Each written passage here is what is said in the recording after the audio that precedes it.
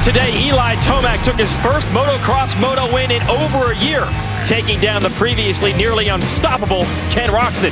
But the rematch is coming your way in front of a wild group of motocross fans here in New England. It's the Southwick National on NBC.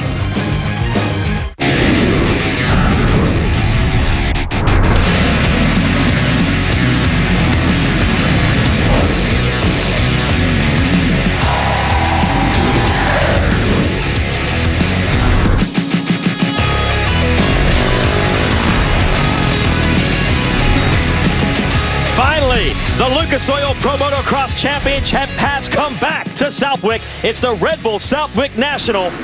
They call it the WIC 338, a famous motocross track here nestled into the trees in a small town. We're joining you, Jason Wygant, multi-time motocross and Supercross national champ Grant Langston. Georgia Lindsay will be patrolling the racetrack. We completed a first moto of the 450 class earlier today, and let's show you what it looked like. Looks like Marvin Muscan is going to get the start here in the number 25. He plows wide. Justin Bogle takes the lead, and then a pack of riders goes down. At the bottom of that pile, just getting up in the center, is Justin Barsha, who is your fast qualifier. He'd come from that all the way back to 6th. Yeah, Barsha was on fire, but the battle was up front. Tomac put the hammer down, caught up to Roczen, and then just blows up the inside. Once he took that lead, Jason, he put his head down and absolutely checked out. Great ride from Tomac. There was no stopping him. Tomac dominated early last year, then had a pair of shoulder injuries knock him out of the championship. It has taken about 14 months to get back to this point on top in Lucas Oil Pro Motocross. Here are the results from that first moto. Muscan, a good ride for 3rd, and Barsha, as mentioned, through traffic for 6th. We will combine these results with the results of our moto coming up here live to determine today's overall winner. Let's get a little data on the riders courtesy of LitPro. That's a GPS device on the riders' helmets. Yes, we got a little data from the first moto between Muscan and Roczen. So watch them from the start there. Different lines. You can see Roczen carries more speed and stays about even with Muscan, but despite traveling 56 feet longer. Then he sets himself up for the next section, and if you look at the mile an hour, 31 versus 26.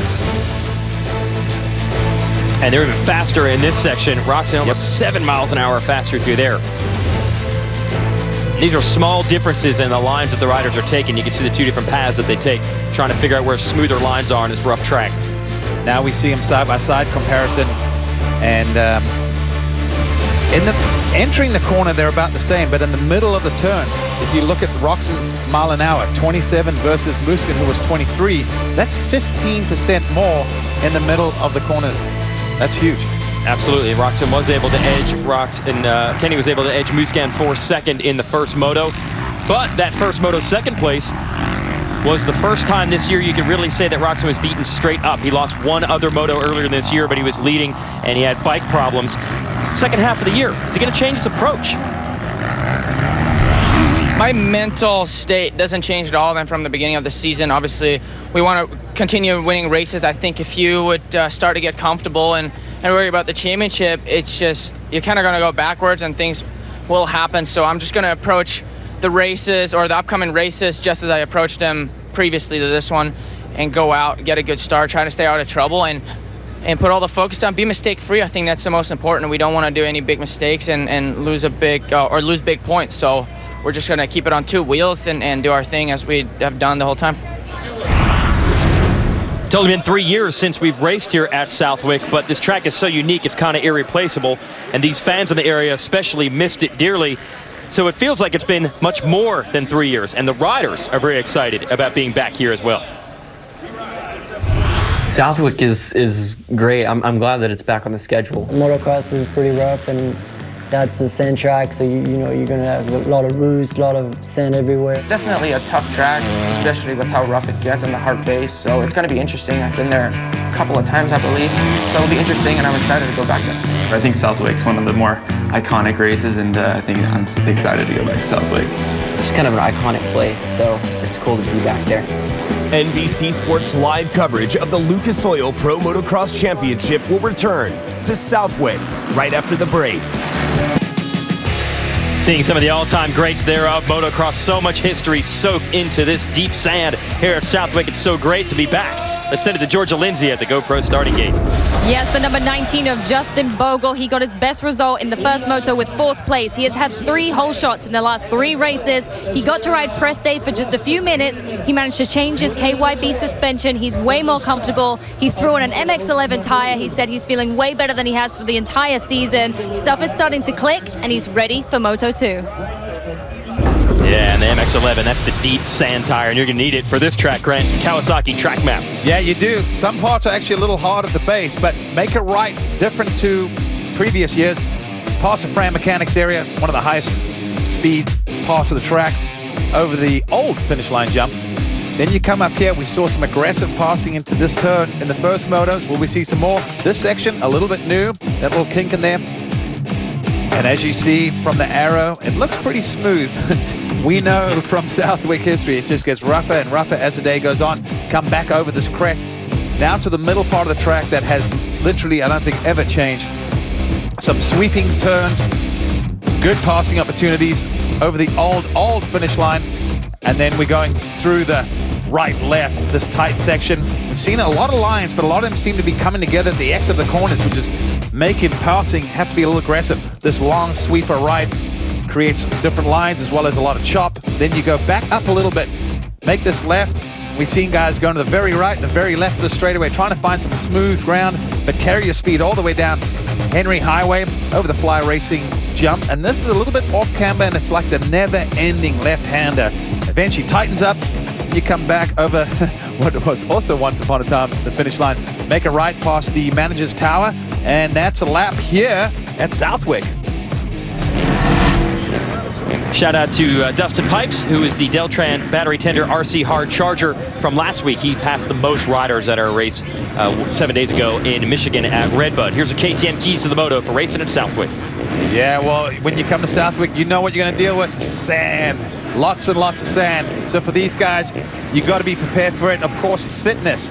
Fitness is going to come to effect. This track is very physically demanding. Second moto, everyone's pushing. And of course, adjustments. Who's made the right adjustments? You heard Georgia talking about Bogle making some adjustments. I know a lot of these guys figuring out what tire to run, what suspension adjustments, everything. A totally unique surface compared to what we raced all year. Hey, we got a live Fram Cam on board with Phil Nicoletti, and we're going to actually aim it at the rider. We normally aim it out front, but we're going to give you an idea of what these guys deal with when they're out here, how much they get jostled around by the machines as the Fly Racing 30-second card is up. Probably also see some sand being shoveled at Nicoletti when we start rolling. 40 riders on the gate. We're going to race for 30 minutes and 2 laps. Eli Tomac on the green number 3, going for his second moto win of the day.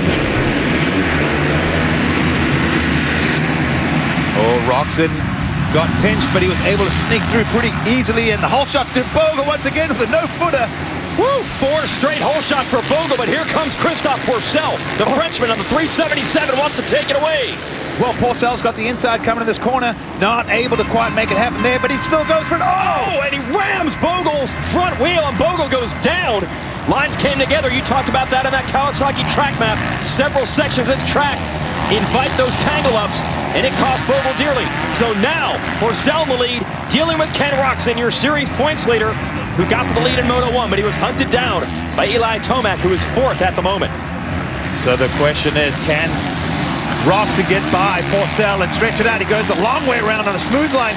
He's got it. Has he? Yes, he seals the deal. So Roxon, once again, wasting no time. And guess who's coming with him? The big number 3, Eli Tomac, race 1 winner.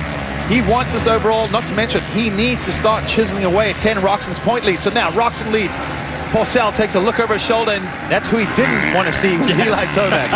Oh no, the other really fast guy here in the sand. Marvin Muscan on the 25 comes through, and Justin Barsha has a good start, unlike the first moto where he was down to the ground early. And you already see the sand being kicked off the rear tires of these riders. That's where they have to deal with it. It's so hard to see when you're following someone at Southwick. Oh, look at that. Tomac switching the lineup. Now what's he going to do? He's going to be on the outside. Is he going to square it up? He's going for it, and he's got a power slide going. Side by side once again. I think Tomac's going to seal the deal by the end of the straightaway. Yep, stays low there, gets a power to the ground, gets that done. So real quick. We have the showdown we want. Yes, Roxon Exactly. Tomac 1-2, and that inside line to Tomac, that was his trademark move in the first moto. Just hooking him the inside where there was practically nothing to bank on. and managing to make the bike get traction anyway. Then it's Porcel, then it's Musquin, then it's Barcia, then it's Nicoletti, who's running that live Fram cam. Give a chance to show you what it looks like to ride around one of the roughest motocross tracks in America, being bounced all over the place. Yeah, it actually doesn't look that bad when you watch the normal view, but when you look at the onboard, you realize just how much movement and bouncing around. That's why I've always said motocross is very physical in many, many aspects. Yeah, they got about 60 horsepower on these machines, but they only weigh a little over 200 pounds, so the power to weight ratio is right up there with any kind of motorsport. When you get on the gas, there's no seat or seat belts. The only thing holding you on is you. And you can see Nicoletti's doing everything he can to do that. Well, power to weight ratio, you could almost say it's like having a 600 horsepower street car. Right. Imagine having no back to the seat. Barcia is challenging Musquin. He wants to get up there and battle with Tomac and Roczen. He's got a pair of Frenchmen he's got to get around. Now Barcia, originally from upstate New York, comfortable in these surroundings. Here he goes around the outside of Musquin. Yeah, it goes a long way around, but has he got it done? Musquin not surrendering, fighting for it. So now Barcia has to go back to work. Barcia went down that first motor, but what a comeback from way back in the pack, basically dead last, all the way up to 6th. So we know he's got the pace. Now it's going to mix things up as far as the overall today goes, because we will combine the results from Moto 1 and Moto 2. So it could be an all-out battle for the final 3 podium spots. We'll see if Musquin, Porcel, Barcia, they are all in the hunt for that, as Roczen and Tomac are up front. Right now, Roczen with about a 2-second lead as they settle in. Barcia just eating roost. Now he's going to go to the inside. He's going to try and make this happen as soon as possible because, as we saw, just eating tons of roost. He's on the outside. Musquin's going to be defensive. Oh! And Barcia puts him down. Oh, Barcia went to the exit there. Definitely some aggression there. Well, they call Barcia Bam Bam, and I do not need to explain any further than that as to why. That's what he's known for. Well, he went Bam Bam right there. Absolutely. So Barcia makes quick work of Musquin, and that might also affect that overall podium for the day when we combine those results. Barcia 6th in the first moto, now up to 4th. Can he track down Christophe Porcel, who's up ahead of him? Barcia on the Monster Energy Auto Trader Yamaha. That's Joe Gibbs Racing. The NASCAR outfit also runs a motocross team. And Nicoletti right behind him is his teammate on that squad. Ahead of him, Porcel is on the Rockstar Husqvarna. And we're going to show you the pass once again. Barcia, Musquin, I can tell you the fans absolutely love it because Barcia from upstate New York, raised not too far from here, they want to see this guy make moves like this. Yeah, Barcia squares it up, then just goes straight to the exit. And I don't think Musquin expected it. No, but the fans did. That's what they've come to know from Barcia through the years. Yeah, banging bars, taking names, and Barcia just did it.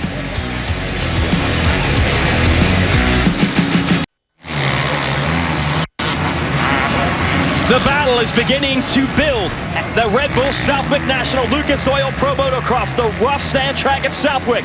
Eli Tomac, number 3. Monster Energy Kawasaki has caught your leader.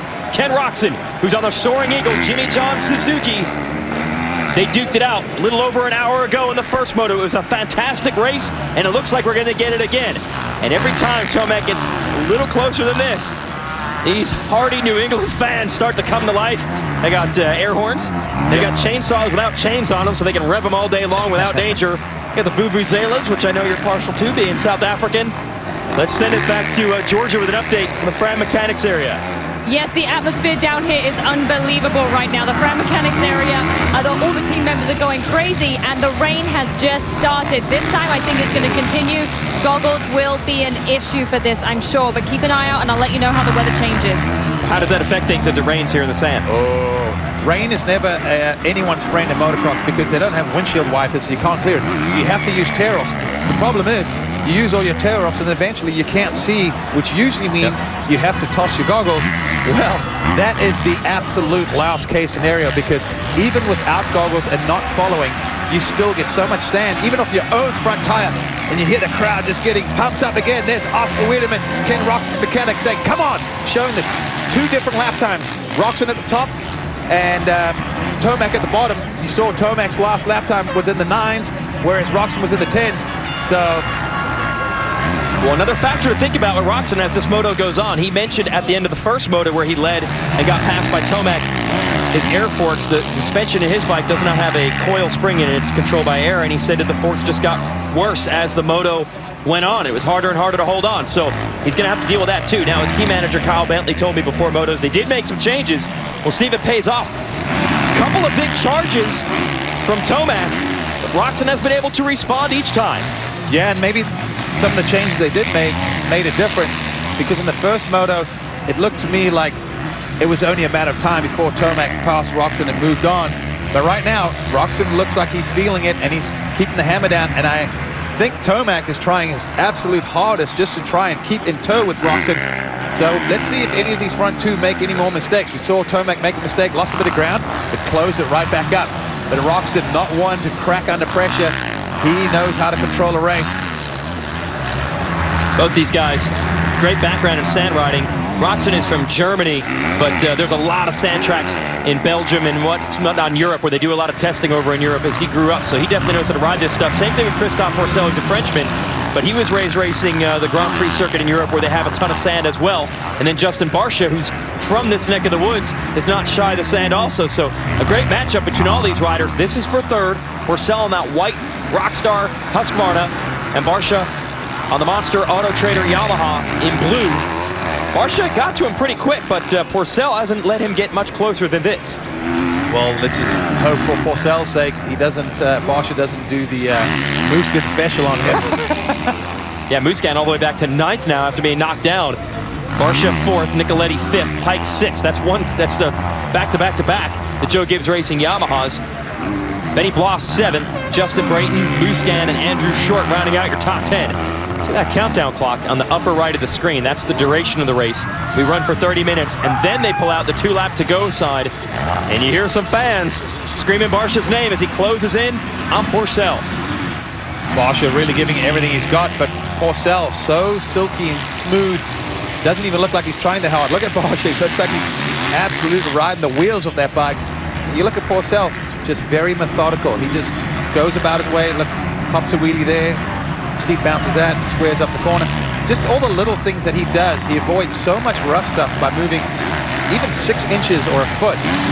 There's all kinds of little things that the teams even have to do to excel on a track like this, even to keep the bikes running, because sand is so difficult on these motorcycles. For more, we'll give you the Fram Tech Tip.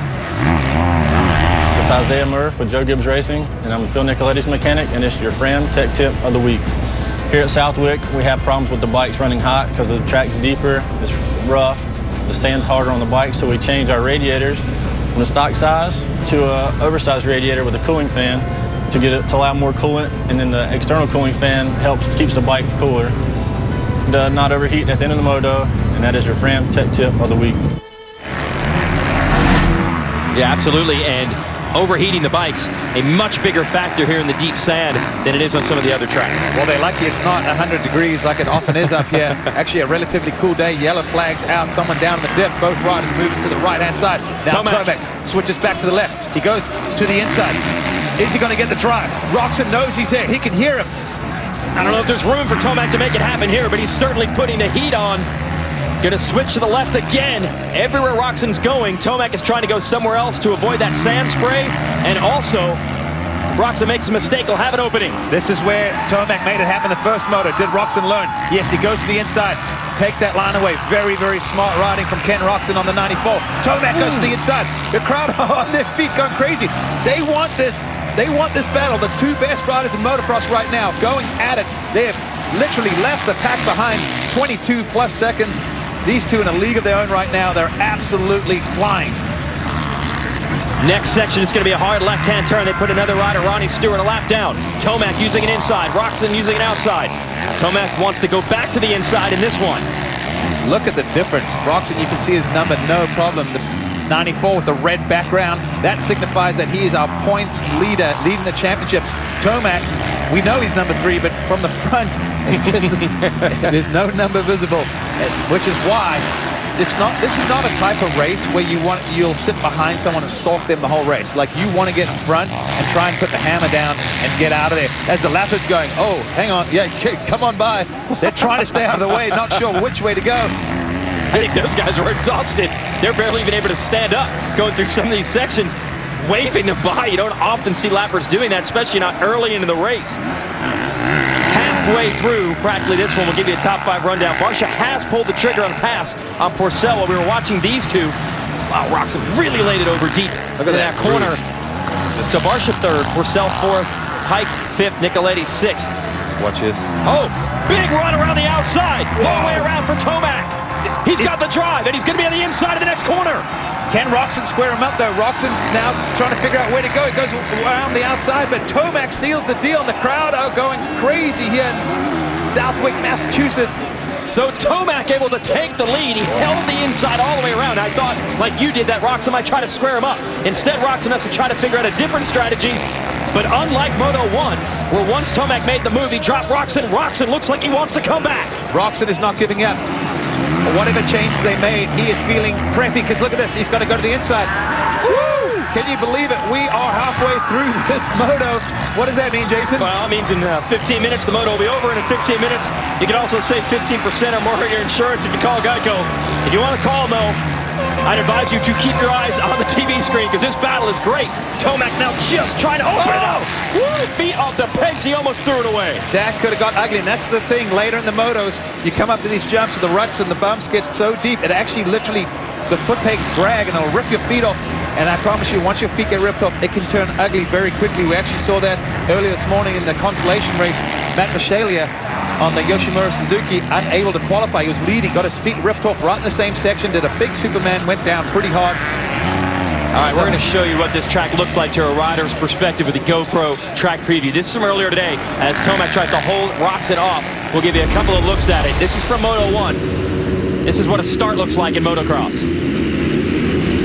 And now you see what it's like when you do not get that start. Now there's that pileup that's going to file up on the inside. Luckily, Cole Martinez here in the CycleTrader.com. Rock River Yamaha gets away. Another look from Freddie Noren on the Rocky Mountain ATV MC machine.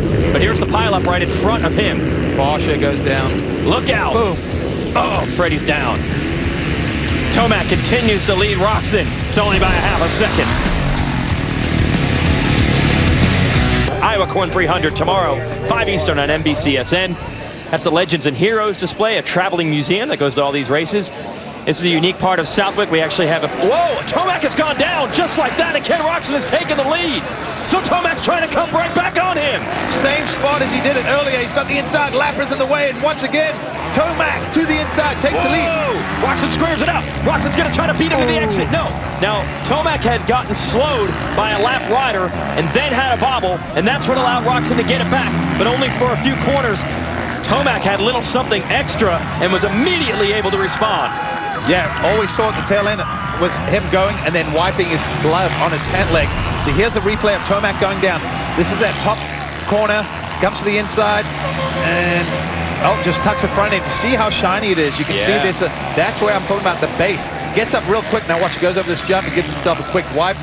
Get that sand off the hand, you know, for grip reasons. And that is the corner where Tomac has really excelled. Made a lot of passes by being able to find traction on that inside, but it finally bit him. Once again, Roczen is not letting him get away. I still can't believe Tomac picked up the bike, wiped his hand, and then literally grabbed a handful of throttle and immediately struck right back. Yeah. But like we're saying, it's still raining just a little bit out there. It's kind of on and off, but vision is becoming an issue for these guys. They both want the lead. Roczen can't get too close for too long because he'll run out of tear-offs or roll-offs, whatever he's running. Georgia, what do you got for us about vision? Yes, there's not much separating them, but this is true. Eli Tomac is running the tear-offs right now, so all he does is grabs one of these, pulls it off, throws it away, but he only has 21 of these. Once they're gone, they are gone. Ken Roczen went with the roll-offs. Now the roll-offs are pretty much never-ending. He reaches across, pulls this little tab, and it clears his vision. Now sand can get stuck between the tear-offs on these Oakley goggles. However, the roll-offs are kind of a more safer bet, but vision's not quite as good. It'll be interesting to see how this affects those two guys, especially when they're swapping positions and catching each other's roost. The disadvantage to the roll-off is that the top and bottom, you don't have as much vision. Yeah. Where the tear-off gives you the complete goggle clear, the roll-off is just a strip. So Two different ways to do it for our leaders. We're back on board with Nicoletti's laying that bike over deep into the berms with our Fram Cam.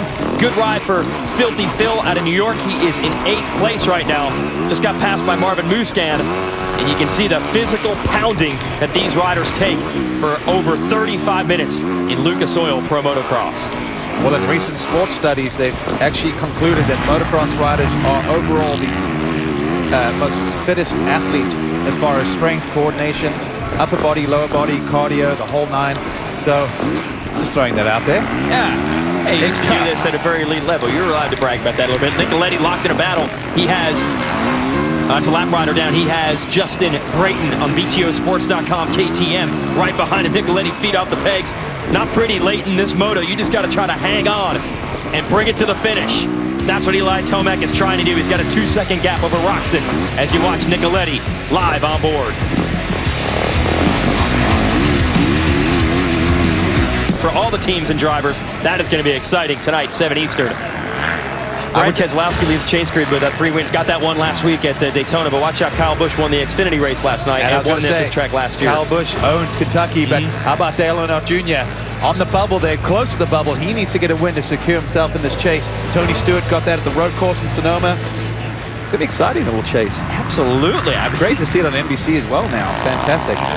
Very similar situation here. That new surface that the NASCAR folks will be dealing with in Kentucky, that's the same thing here.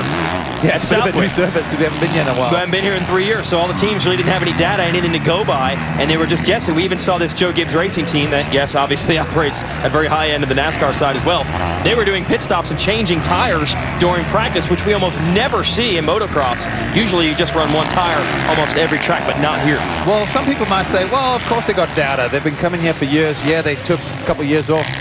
The bike's changed so much over the years that the Yamaha is probably completely different to their ideas and setups and even potential suppliers, you know, whether it's pistons, cranks, clutches, whatever.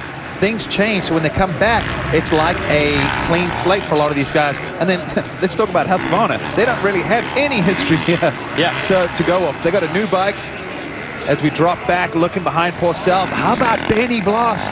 Yeah, this guy is a rookie pro. Now, normally you start in the 250 class for smaller bikes, but Bloss is 6'5", so he's on a 450 and mixing it up with the best in the business in 6th place. Georgia, what do you got? Yes, actually, the 19 of Justin Bogle that I spoke about earlier and Benny Bloss tend to ride together throughout the week. Now, Benny has incredible speed, but he doesn't have a bunch of experience like some of the other guys. So for him, he tends to make small mistakes despite how fast he can go. It seems this weekend he's pulled everything together and right now having a good one. Good one, I'd say a fantastic one right now. Benny Bloss, a non-factory rider, but getting good support from KTM, the BTO team. But I think his new nickname's got to be Baby Giraffe. Really? Okay. I think we're going to give him a new nickname. I didn't know that it was 6'5". Yeah, only a giraffe could that be a baby. Yep. As you see, Muscan, who was rebounded from being put down by Barsha earlier, got Bam Bam putting a lap rider down behind him now. He is in 7th on the Red Bull KTM. Bloss, by the way, might have a shot at catching Porcella, maybe even going for the top 5. Wow, that'd be huge. Next behind Muscan would be this man, Phil Nicoletti, and you can see some riders behind him. Justin Brayton trying to put pressure on.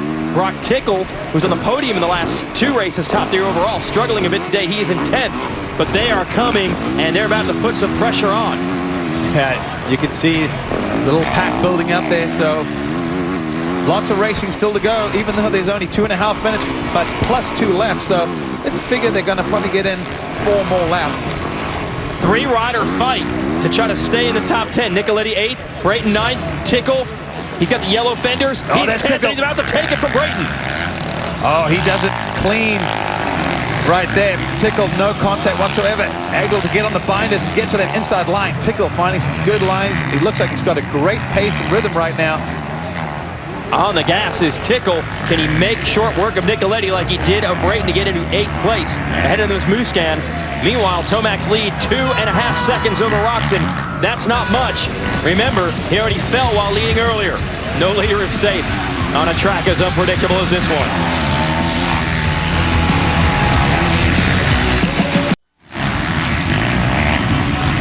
2 to go at the Red Bull Southwick National. The rider with the green fenders, that is Eli Tomac. He's your leader.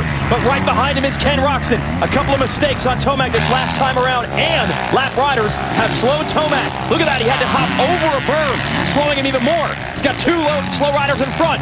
There is the second place rider, Ken Roczen, now right on his back fender.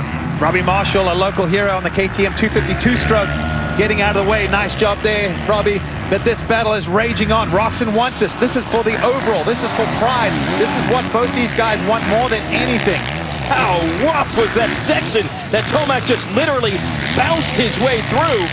And these are some of the most well set up, tested and tuned motocross bikes you'll find anywhere. But there's not a solution late in the game at Southwick. It's going to be all will at this point. That is true. It's all about just the guts, the determination, and that willing to win. These two riders want it so bad. It's not about the money. It's not about the glamour. It's not about the trophies. For these guys, when they put their heart and soul into this during the week, they focus on this. They imagine themselves winning. Now you come to the Wick. They haven't been here in a few years. They both want this so bad, and Roczen's not giving up. He is pushing, but Tomac just maybe with a few bike length lead, so he doesn't have to protect the inside. See right there, running the outside with a lot of momentum. That's kind of a Tomac style. Roczen's starting to move to some of those inside lines, trying to be creative, trying to make up this ground. Downhill, which means the bumps are even bigger. Tomac standing up, feet on the pegs the whole time. But his legs got to be aching at this point. And Roczen doing the same. Oh, they're coming up to, they'll be getting the white flag. That means 1 lap to go. It's all going to come down this. At least for Tomac right now, he's got a slight gap. White flag is out. Lap traffic trying to stay out of the way. They could feel the leaders coming because of the crowd and the noise and everything. Listen to the crowd. Woo! Now, you don't normally see the lap riders making it actually this easy on them, but I think you're seeing more fatigue as well, yeah.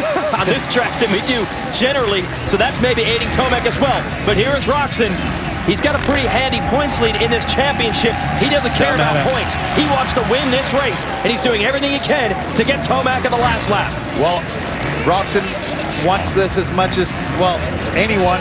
But like I said, Tomac, I think, probably feels like he is owed this, he is due this. It has been over a year since he has won a Motocross National, dominated at the beginning of last year. Lap traffic doing a good job staying out of the way. A little mistake there from Tomac, but not even letting up the throttle. Roczen is as close as he's been pretty much in the last few laps. Oh, look at that. Even the suspension techs are getting crazy. They want this. Roczen's down right there. Yeah, the suspension techs are no longer worried about looking at how the bike works. They're just cheering their guy on. It's the final lap here at the Red Bull Southwick National. When we left here in 2013, no one thought we'd be back. In fact, the track closed completely. Didn't even hold local races any longer. It's been revived. Some veterans who used to race here, guys like John Dowd, Keith Johnston, Mike Treadwell, they brought it back. Shout out to Mike Grondel, a businessman who said, I want to do this not for the money. Southwick needs to be part of motocross. Great. And what a great way to bring it back with a phenomenal battle. But who is going to win it? Will it be Eli Tomac? Will it be Ken Roczen? Wow, I've got to say, under pressure, Tomac has just been phenomenal. He crashed there earlier. Well, tucked the front end, gets in that rut nice and clean. He's smooth. I think Roczen just made a mistake in the background. I think Tomac, he doesn't know he's got this in the bag right now, but he's pushing hard. We're going to get through this section. This is where he's standing up through these bumps. Tomac out of Colorado, son of the mountain bike legend, John Tomac, who's at all the races with Eli.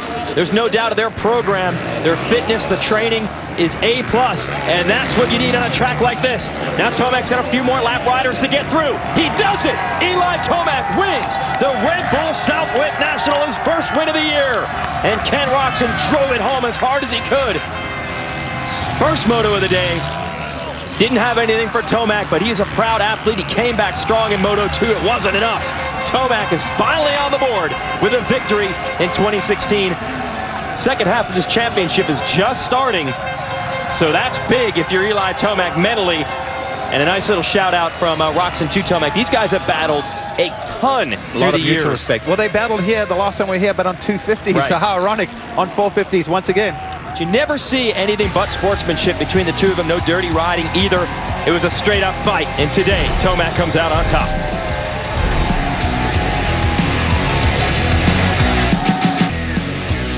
Seeing photos of many legends of motocross who have all turned laps at this famous sand track in Massachusetts, the WIC 338, and we've added another chapter to that history today. Let's send it to Georgia Lindsay with our race winner. Yes, the smile on Eli's face tells it all right now. Huge congratulations, taking your first overall this year. You even went down, but you got straight back up, managed to get back on the sand track. How was it? That was like a race of or battle, you could call it, of a lifetime right there for us. Yeah, I don't know. Me and Kenny were going at it. Ended up buying him the first time, and then as you guys probably saw, had to go inside in a left-hander up there. Ended up washing my front out and had to hop back on, and Kenny got by me again, and then did a little bit of a dive bomb pass at the end there. After that, it was just tooth and nail all the way through. But man, this is a huge relief for us. It's our first win of the season. Our first moto wins of the season, and it's a good start for Monster Energy Kawasaki. And I don't know, that was a good race. Now it seems like, okay, it's halfway through the season, but for you, I bet you feel like this is where the season is starting for you. Do you have the confidence that you can carry this through to the end of the season? I mean, there are points, the championship, you have got a few points to catch up on, but do you see it in your sights? Yeah, one thing you do is never give up. I mean, we're just over halfway now. You know, there's quite a few races left, so it's never over till it's over, and we're gonna keep fighting. Huge congratulations, Eli Tomac taking the overall today. Fighting was the key today. You'll see it in our Lucas Oil race recap. Second time today, Justin Bogle on the 19 on the Geico Honda had a hole shot, quickly passed by Christophe Porcel, who knocks Bogle down. Bogle would eventually go into the Fram Mechanics area, not finish this race. As you can see, he was not happy about this. Porcel's lead didn't last long. Here comes Ken Roczen on the 94. Wow, Roczen just gets a great drive around the outside, pulls the tail off, drives it in deep in that corner, takes the lead, but of course Tomac just rails that outside. He was on a mission today, comes up the inside, takes the lead, but it wouldn't be smooth sailing for Tomac at the bottom of the screen, tucks the front end. That's one of those parts of the track, it's a little deceiving because there's a hard base and the sand. You see Roczen gets him, but didn't last long either. Tomac able to, as he says, dive bomb him here. Just gonna go full kamikaze into this corner as hard as he can and just beat Roczen to the exit. Now Roczen stayed close all the way to the end. It was about that close on the final lap, and then the track was at its roughest. These bikes were bouncing all over the place. That is 11th place in front of Tomac, who he nearly lapped. Lapping 29 riders out of 40. And they beat third place by 1 minute and 11 seconds. He and Roczen were just on fire in this moto. And those are the overall results, and that number all the way on the right, that's the points that they earned at the championship today. So Tomac makes up 6 on Roczen. He was down 53 before the day began. Let's send it back to Georgia. Yes, as you guys were saying, points is the main thing of this season, Ken Roczen, and you still have that red plate in your hand. You said after the first moto you wanted to change up your suspension. What did you do to it, and did it feel a lot better? Yeah, we did. We did something to the forks, and we just weren't clicking today. I feel like my bike wasn't good enough for these kind of conditions. But on top of that, Eli and then the Cowie team, they absolutely crushed it today. So I tried to put up a fight in the second moto and try to, get a win or at least hang with him, and that's what I've done. So I'm pretty happy with how we rebounded from that first one. But yeah, this is pretty much our only sand race we have. So going to Millville next week, and 2-2 is still a good result. So I'm not too bummed. I'm going to keep my head up and keep charging, that's for sure. Now, this has been the first day that both motos you've really had to charge riding with Tomac. Now, did you feel like that takes more pressure? Like, is it more tiring having to battle the whole time? No, not at all. It actually is good because you tend to keep even more focus. On top of that, this is a really tricky track. Like I said, there's some rocky areas and really hard base, and so we're gonna keep our head up and just keep charging. And I'm overall though happy with how it went today. Well, he still has the red plate. Congratulations, 2-2 for Ken Roczen. Red plate signifies he is the points leader as we go forward. And see the point standings here. As you mentioned, Tomac closing into 47. Battle brewing for third now between Marvin Musquin and Justin Barcia. Today, Barcia knocks Musquin down. He also edges him for third overall. Musquin finished 4th. Barcia made up 1 point today. So getting a little bit closer. Send it back to Georgia. Justin Barsha taking 3rd overall today. Now, Justin, things last week, you said you weren't feeling too happy, didn't feel comfortable, but it seems like you've really changed things around and you look pretty comfortable out there. Yeah, I wish I could have fixed myself on the start of the first moto. I used a lot of energy. That first moto was tough, but the whole Auto Trader Monster and Yamaha team did a great job today. They got the bike working a lot better. I'm very happy with the progress that we made. We're going to go home, work a little harder, and just keep fighting. That's all we can really do is fight, and try to get back up here more and more. Now, they call you Bam Bam Barsha. There was a bit of a Bam Bam move there with Marvin Musquin. However, it's racing. How did you take it? Well, I don't think we ever hit. I don't know. I never felt us hit. I know I brake checked him up in the corner, kind of stood him up like Supercross, and then went on my way. So I never felt our bikes hit. I like aggressive racing, but dirty's another thing. Hopefully it wasn't too dirty. All right, well, huge congratulations. 3rd overall for Here's your Lucas Oil upcoming schedule. We're going to Minnesota next weekend. That's Spring Creek in Millville. MAP TV will have your coverage of the first motos live. We'll have a second moto on NBCSN of the 450s, and a few hours later come back for our second moto of the 250s. You can also catch it on the NBC Sports Live Extra app as well. And that's a pretty fun track as well. Has some sand in it, some big sand rollers. Wow, I can't believe these guys have the energy left to lift these big trophies. They are pretty big and they're heavy because they're solid wood, but beautiful trophies. When you actually see them up in person, gorgeous. Well, these guys earned it the hard way. One of the roughest tracks of the year. Oh, that's a hand twisting the throttle. You can see the grip right there in the center of the fist. Well, that's exactly what we had late in this moto between Tomac and Roczen. Exactly. Tomac, who dominated early in 2015, went out of the championship when he crashed while leading, had to have both shoulders surgically repaired. It has taken over a year for him to get back to victory lane in motocross. Did get a victory in Supercross earlier this year at Daytona. Could this signal a bit of a turnaround in the second half of the year? Can Roczen rebound? Hey, these fans of Southwick, they don't care about next week. They're all about the here and the now. Southwick's back. The hardest part for Tomac is popping the champagne. He can't get the cork off. He's probably got arm pump. Twist the grip. Yeah, you figure he's got that one part down. Look, about to unleash it on him. All right, so a hard-earned victory for Eli Tomac. Congratulations to him. So good to have the WIC 338 back on the schedule. For Grant Langston and Georgia Lindsay, I'm Jason Wygant saying so long. We'll be back tonight with coverage of the 250 class, Moto number 2 on NBCSN. So turn us on just after midnight or watch on the NBC Sports Live Extra app. Southwick's back, and what a way to welcome it back with a spectacular race and a victory for Eli Tomac.